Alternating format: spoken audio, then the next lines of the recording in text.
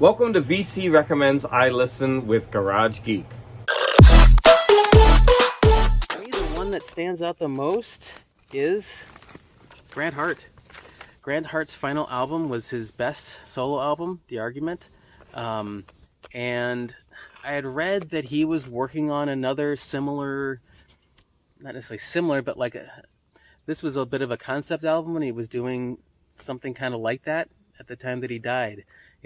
No idea how close to finishing that was, if that's something that could be released in some form at some point. But anyway, yeah, Grant Hart. Welcome to my channel. Thank you for tuning in. So we just saw Broke with Audiophile Taste recommend Grant Hart's The Argument. Now, this is a recording that I knew nothing of, and so whenever someone in the vinyl community really recommends an album, especially something that I've never heard, I'm interested. I want to check it out, and so I did. Now, all I do is I create a playlist, and I do like 5 a week. Broke with Audiophile Taste graciously responded and said, yeah, I could use this clip, and so I went ahead and started doing research for this album. Now, at first, I put it in the playlist and I was listening to it, and I didn't know anything about it. And every time it came on, I was like, oh, this is kind of weird. And, it took me a while to get used to it. Number one, it's not really a pop music album. It's a concept album. And I didn't know that going in. And so I'm listening to it in background, and I'm just like, it's so different from the other stuff that I had in my list. Right, but that didn't stop me. I was getting into it.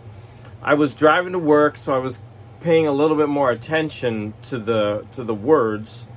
And as I was listening, I was like, "Wow, these lyrics are really interesting. Like, what's going on?" Still, I didn't know anything about what was going on. Right, I still didn't really know it was a concept album. So I'm listening, and I'm starting to get into it because I'm going to tell you, this is an album that you need to let grow on you. Like, it's going to be a difficult listen, but multiple listens are rewarding. So I started doing some research, right? I didn't even know who Grant Hart was. Unfortunately, he's no longer alive. But he was one of the 3 people in Husker Du. Now, I know it's pronounced Husker Du because one of the announcers on NPR did an interview with Grant Hart that I listened to, and that's how she pronounced it. So it's Husker Du. We're not going to say Husker, even though we want to. It's Husker. So Grant Hart was one of the members of Husker Du, and he was the drummer and sometimes vocalist, and he contributed some material to them. So I'm getting my information from very different sources on the internet. A lot of reviews, and also, like I mentioned, an NPR audio interview. But one thing that was really difficult that I was trying to find and I couldn't, I wanted a song-by-song breakdown. I think if you listen to this casually, right, you might not enjoy it. However, I'm going to give the casual listeners a couple of tracks that if you just want to say, hey, let me try this album, you should try the tracks Morning Star, If We Have the Will, and Glorious. Maybe, and if you like those 3, then you can jump into Sin and Letting Me Out. I'm also going to say that the songs move in and out of soundscapes and then lyrics, and there's going to be catchy parts of each song, but then the rest of the song is going to be like noise and instrumental moving into the lyrics. And I'm just saying that this is an album that you're going to have to kind of work with, but if you do, you're going to enjoy it. Now, what's the background of this? So Grant Hart met William Burroughs, and they struck up a friendship. I guess they were friends for at least 11 years. I heard that in his interview. When William Burroughs died, Grant Hart went to visit William Burroughs' secretary, and the secretary had a 5-page manuscript of a work that William Burroughs was working on, which was some kind of adaptation of Paradise Lost by John Milton. Grant Hart ran with that, and he made this double album, concept album, which is an adaptation of Paradise Lost. And one piece of information that I came across, which was really interesting, is that Grant Hart tried to divorce the religious elements from Paradise Lost, and I thought to myself, what? It's a religious work, and so to strip it of its religious elements seems kind of wild to me.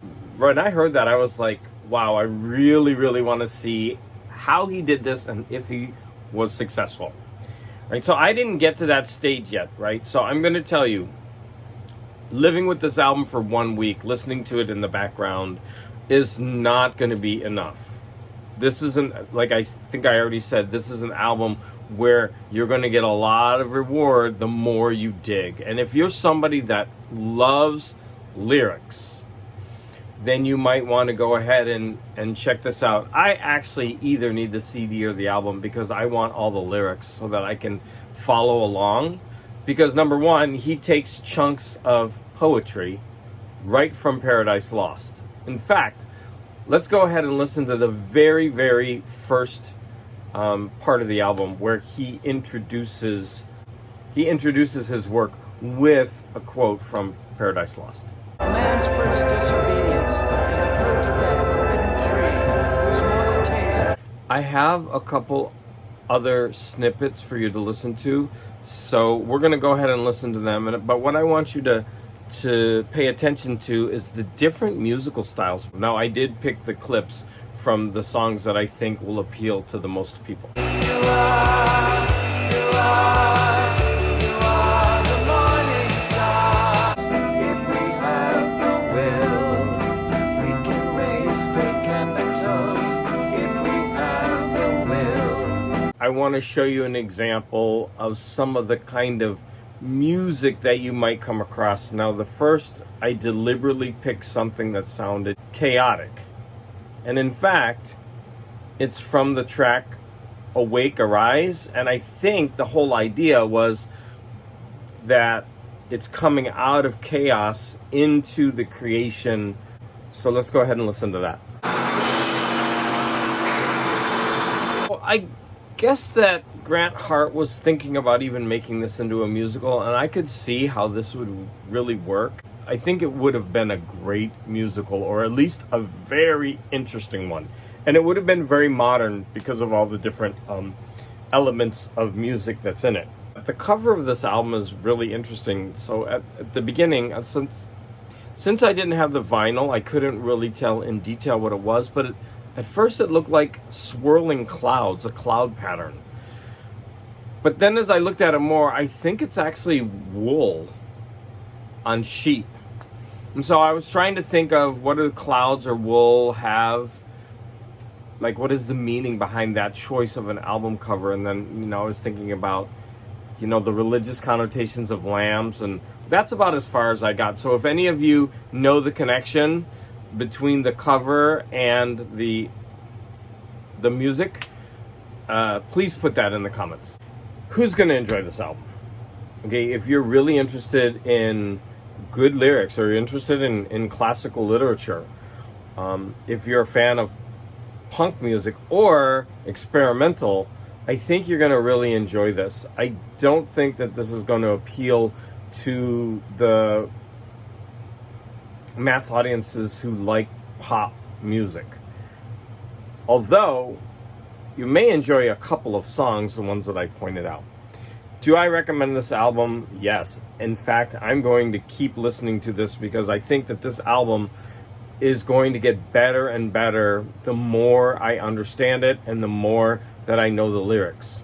I want to again thank Broke with Audiophile Taste for allowing me to use this clip and for getting me interested in this album. If you enjoyed this review, then please hit the like, subscribe, and notification bell, and make sure to watch one or two of my other videos. I really appreciate the support. Thank you.